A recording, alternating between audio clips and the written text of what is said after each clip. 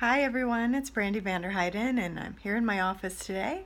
And you may have heard that I'm actually launching on September 24th an online class for developmental trauma. And guess what? It's free, which is really nice. Hopefully it's going to be a resource for you that you can use and share to help give you some ideas about how to work with whatever symptoms you have going on.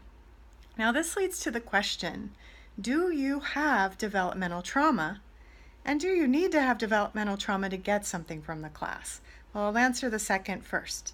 This is going to be helpful for you no matter what kind of symptoms you're dealing with, because it's talking about how to regulate your nervous system. But let's go back to the first question. Do you have developmental trauma?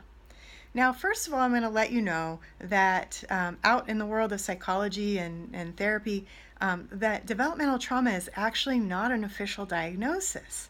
So if you go to your therapist and start talking about it, there's a chance that they're going to say that that's not even a real thing, which is, they just aren't putting it together in that way because it's not published in our diagnostic manual in that way. So what they are treating instead is actually the side effects from the developmental trauma that you may or may not have had. So some of you, it's a resounding yes. If I say, do you have developmental trauma? You're probably thinking about abuse and neglect and emotional, physical, sexual abuse would definitely be included as developmental trauma. But we're going to broaden out the definition a lot. So for one thing, what we're really seeing as developmental trauma means that the environment that you were in or situations that happened to you impacted your development.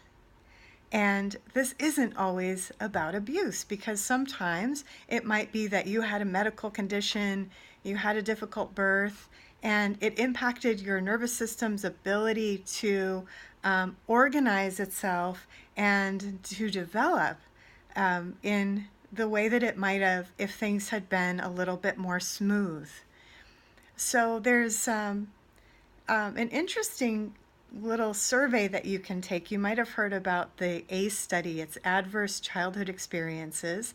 You can Google ACE questionnaire, and it's a 10-question yes or no, and that will give you a sense if you have a high number. Actually, I say if you even have more than one, that I would put you in the developmental trauma category.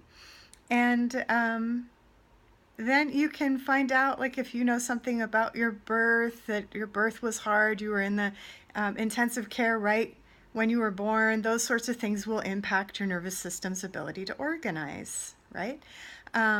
If you have chronic depression or anxiety, chances are there's an early history that interfered with your ability to regulate. So pretty much no matter what you have going on, you'll get something out of this course. It takes about 2 hours total to get through, so it's very basic, but it's a place to start. And if you find that it's useful, what we hope is that you'll keep working on it so that your symptoms will go down, you'll feel more like yourself, and have more aliveness to be able to experience your life differently. So I can't wait to share the class with you. Again, it's September 24th. If you haven't registered yet, you could just go to my website. It's right there on the home page.